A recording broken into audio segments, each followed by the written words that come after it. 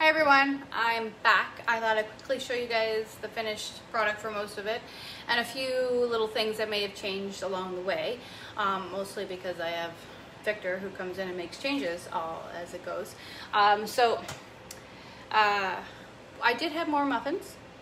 The others are gone already, and what he did was actually kind of soak the muffins in the caramel sauce on the frying pan a bit, and then he ate them. He likes them that way. So just a little tip: if you don't like cream cheese, you can do it that way. I, on the other hand, have done the cream cheese in the stand mixer with some of the caramel, not all of it, and then that's just going to grab a muffin.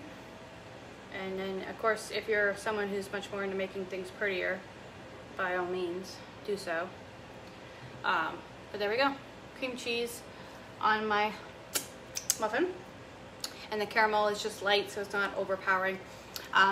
Or you could put all the caramel in. It's just up to you. That's what's left.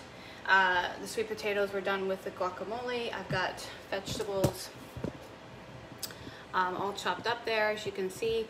This is actually leftover celery and carrot pieces, which I'll freeze and use for making a broth later in the week or whenever I feel like it.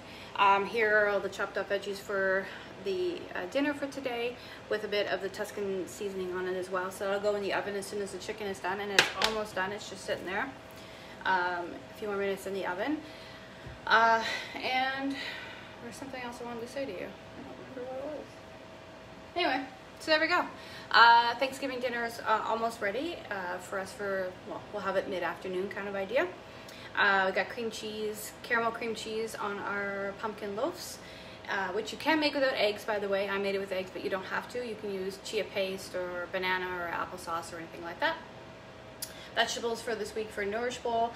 The chickpeas are just finishing up, and there we go. So thanks for everybody who joined in, but there we go, all done.